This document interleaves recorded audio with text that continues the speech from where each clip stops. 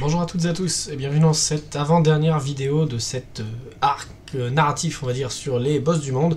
Aujourd'hui on va s'intéresser à Jean Grey. Que dire de Jean? Ouais, le meilleur perso du jeu à jouer, peut-être l'un des pires boss du monde à jouer contre. Vous ferez votre propre avis. On s'intéresse déjà là pas à... Comment dire?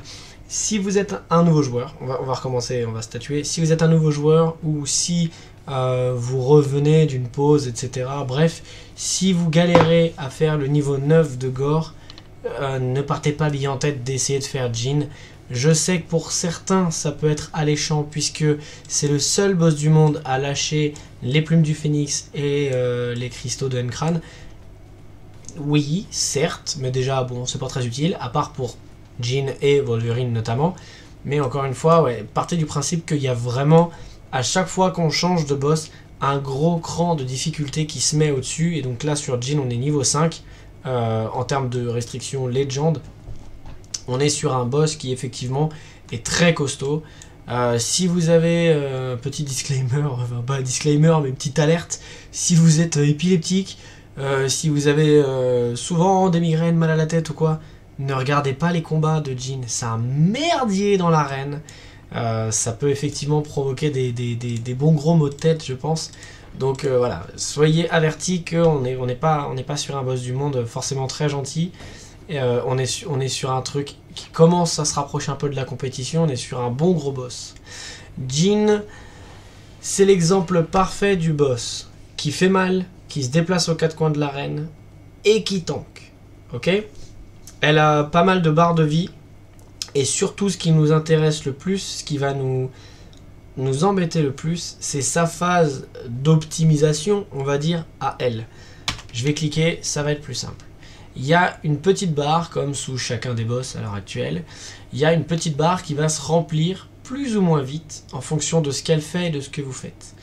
Toutes les attaques violettes de Jean, toutes les attaques qu'elle va vous faire et qui sont prédélimitées par du violet, si vous vous faites toucher, ça va charger la barre plus vite.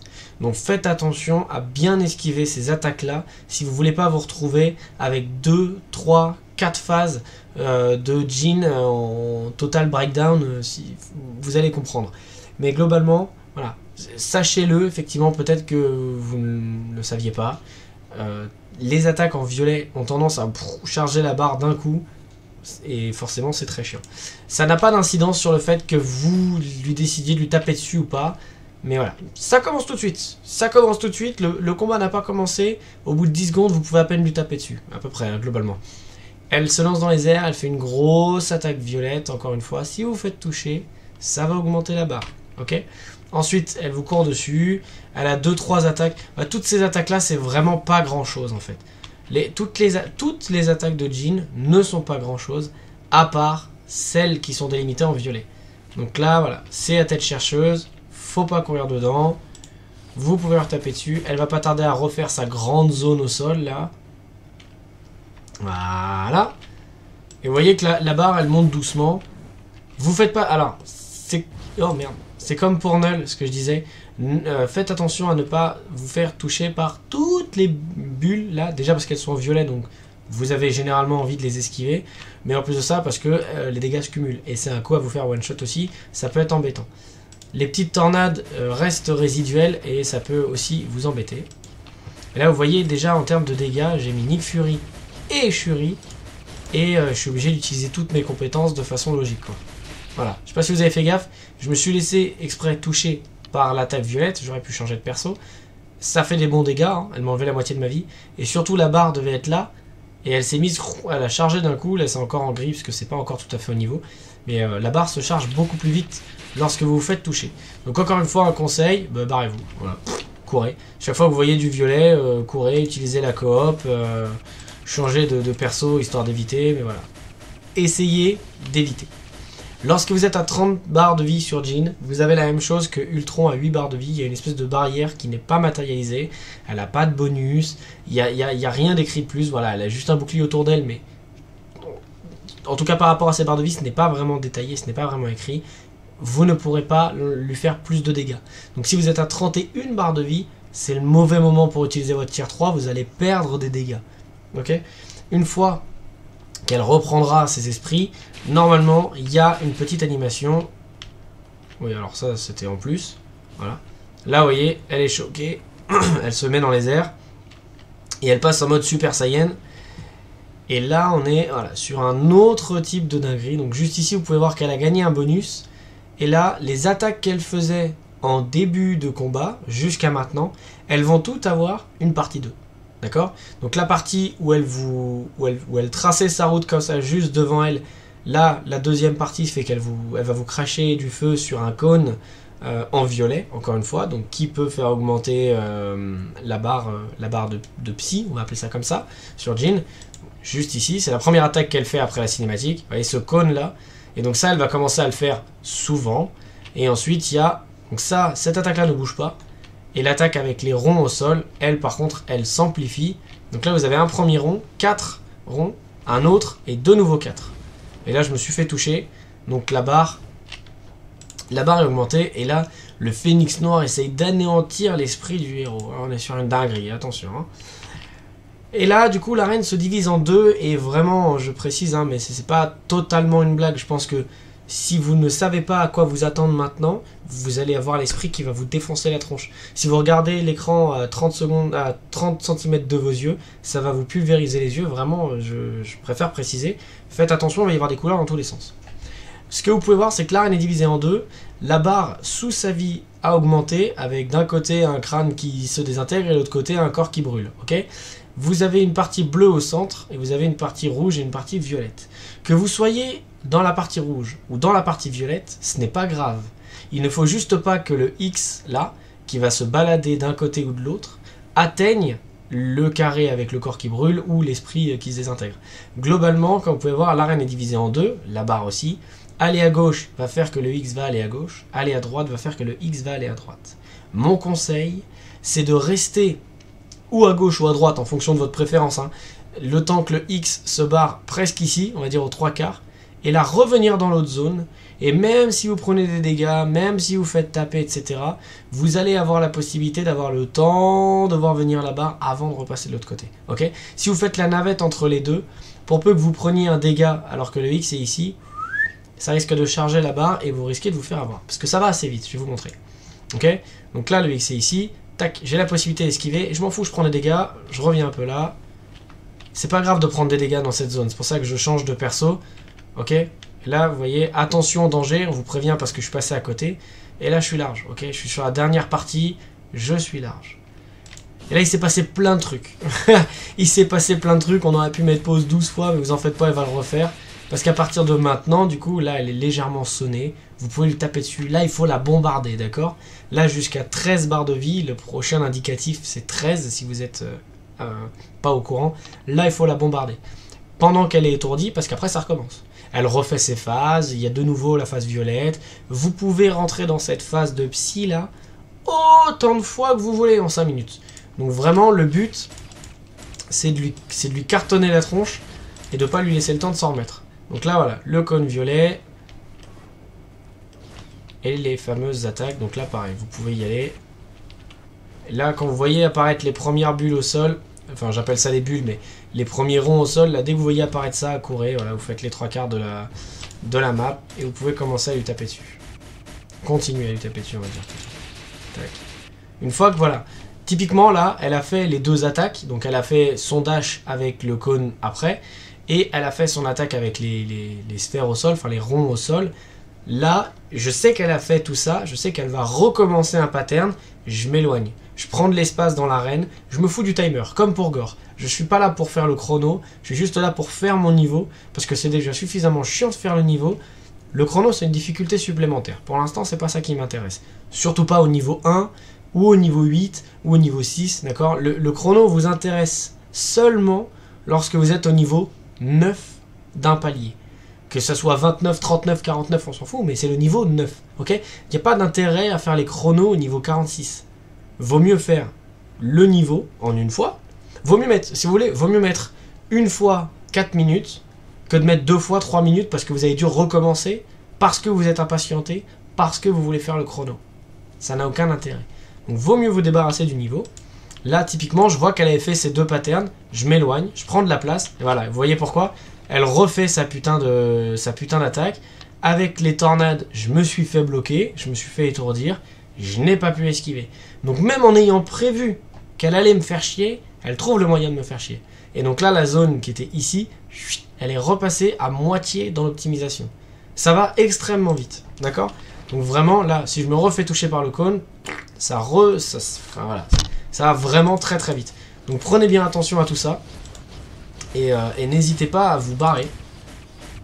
Hop, là voilà, encore une fois, je cours aux quatre coins de l'arène. J'essaye de l'esquiver. Et là, je peux lui taper dessus un petit peu. Et là, je le sens pas. Après cette attaque, elle va nous faire un truc que j'aime pas. Je m'éloigne. Elle fait rien. Si, voilà, elle le fait.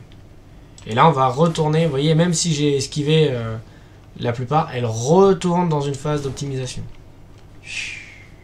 Et là, c'est juste un jeu de lire ce qui se passe à l'écran et essayer d'esquiver ce qui se passe à l'écran.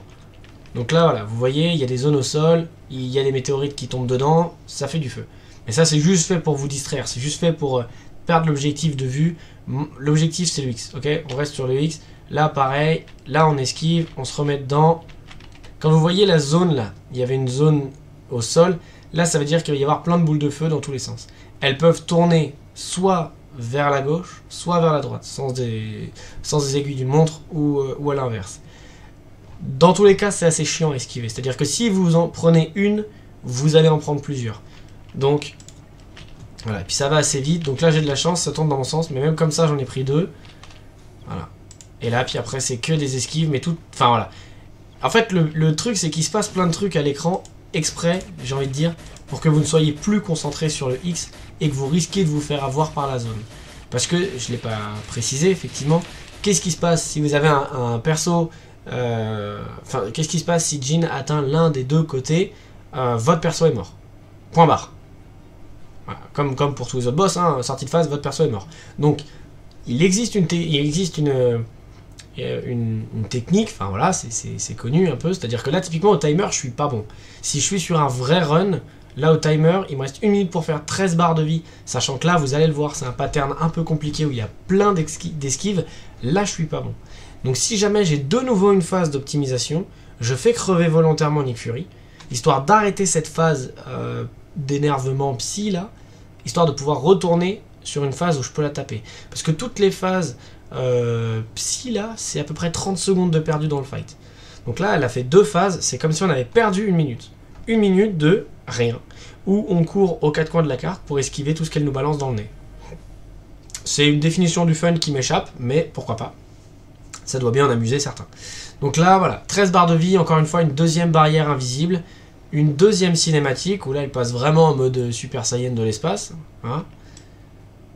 Ignore les dégâts subis de 10%. Voilà. Et là, donc elle se met au milieu de l'arène, et vous avez une série d'attaques à esquiver. Pareil, si vous prenez les dégâts, ça va charger la compétence en dessous. Pour l'instant, elle ne se charge pas, ok? Mais si vous êtes au milieu, ça va charger la compétence plus vite. Et là, voilà. Et alors là, on est sur la foire à la saucisse des attaques du fun. Voilà. Donc là, tout ce qu'elle fait, ces attaques-là, les petites traînées de flammes ne vont pas charger sa barre psy plus vite. Par contre, elles vont faire comme Mephisto. Vous allez devoir bouger de gauche à droite pour esquiver, ok? Et je voulais simplement essayer de vous montrer... qu'on peut sacrifier un perso pour aller plus vite. Mais je pense que au temps, on n'est pas bon. Voilà, alors là elle retourne au milieu de l'arène, c'est vraiment son dernier pattern, on va dire, globalement. Elle retourne au milieu de l'arène et elle va vous balancer 5 ou 6 météorites comme ça sur le museau. Donc, comme pour Ultron avec la pierre orange, collez-vous sur les bords de l'arène ou collez-vous directement à elle. Là, pendant ce temps-là, vous allez, en fait, ça fait une zone au sol, comme vous pouvez le voir. Et la deuxième zone qui est juste ici, elle s'étend doucement et quand elle arrive à la bordure, le météore tombe. Et à ce moment-là, vous prenez des dégâts. Donc là, vous avez le temps encore de lui taper dessus. Là, vous pouvez complètement lui taper dessus. Par contre, il y a un moment, il va falloir esquiver. Et là, ça devient très vite le bazar dans l'arène, quoi. Hop, elle m'a touché, elle me fait des dégâts. Est-ce qu'elle me tue? Non, elle me tue pas, quand même, faut pas déconner. Par contre, voilà, vous voyez, en fait, le timer, il file à toute vitesse. Et là, on perd au timer. Enfin, clairement, voilà, je suis obligé d'utiliser un perso niveau 80 avec 2 supports. Et je perds au timer. Ok, c'est-à-dire que oui, j'aurais pu faire le niveau plus vite. Mais globalement, en termes de difficulté, on en est là. Jhin, c'est vraiment... je regarde le temps de la vidéo, je me dis merde, j'ai dû oublier quelque chose. La vidéo fait 10 minutes que moins que d'habitude. Pour les autres boss, en tout cas, c'est peut-être que j'ai pas envie d'y passer plus de temps. Jhin, voilà, c'est vraiment... Il y a beaucoup d'attaques qui se répètent. Gore, il a 2 attaques qui sont en boucle. Jhin, elle a plusieurs attaques. Elle a son dash, avec son cornet de flamme à la fin, là. Elle a la grosse zone au sol, qui est relativement facile à éviter. Et elle a les 4 zones au sol qui vont être un peu à tête chercheuse et qui après vont se transformer en tornade de feu, qui est assez simple à esquiver aussi. Le vrai danger, on va dire, ça va être pendant sa zone d'optimisation, là, je sais pas comment ils disent... ok, bon, c'est cette zone là de destruction d'esprit, je sais pas, écoutez, pourquoi pas. Cette phase là, c'est vraiment la plus compliquée les premières fois. Vous allez vous prendre des dégâts, vous allez mourir du X, vous allez mourir de plein de trucs. Voilà. Un peu à l'image de Gore, votre pire ennemi contre Jean Grey, ça va être le timer. C'est vraiment l'un des seuls boss du monde qui ne m'a pas tué, que j'ai réussi à éviter, auquel j'ai réussi à survivre. Parce que ces attaques sont facilement... vous avez quand même une bonne porte de sortie pour éviter de prendre trop de dégâts. Donc, vous n'allez pas forcément prendre trop de dégâts, mais vous allez perdre du temps. Vous allez perdre du temps à l'esquive. Vous allez perdre du temps dans ces phases d'optimisation. Vous allez reperdre du temps après dans l'esquive. Vous allez reperdre du temps dans les phases d'optimisation. Donc, Jhin, c'est l'un des seuls boss du monde où ça m'est arrivé de perdre au timer. Ça m'est arrivé, notamment, je l'expliquais tout à l'heure avec Ghost Rider. Non, non, pas du tout. Avec Black Panther, c'est ça, Black Panther. Niveau 19, je perdais au timer. J'arrivais à survivre, je lui faisais pas assez de dégâts, mais à pas grand chose. Et voilà, rien à faire. Pour ceux que ça intéresse, j'ai tier 4 Moon Knight, exprès pour ce niveau, il peut pas le faire. Je l'ai eu début... Ah, attendez, que je dise pas de bêtises. Je l'ai dû l'avoir début juillet, Moon Knight, en tier 4. Et en début juillet, il ne pouvait pas le faire avec mon compte. Et mon compte n'a pas beaucoup bougé depuis début juillet. Par contre, depuis que j'ai eu Doctor Strange, je l'ai pulvérisé. Depuis que Doctor Strange est arrivé, depuis que Ghost Rider est arrivé, voilà, le niveau 19 se fait pulvériser. Effectivement, avant qu'on ait... avec Black Panther aussi, mais... Black Panther, c'était plus difficile d'accrocher les 100 secondes, ok? Avec Doctor Strange, c'est facile. Mais voilà, Jhin, c'est vraiment un perso compliqué. Et moi, ce palier-là a été un vrai problème, ok? Là, on en est à quoi après? On en est à vite... Agilité. Oh, la gueule! Agilité, il y a quoi en agilité? Il n'y a même pas Luna Snow?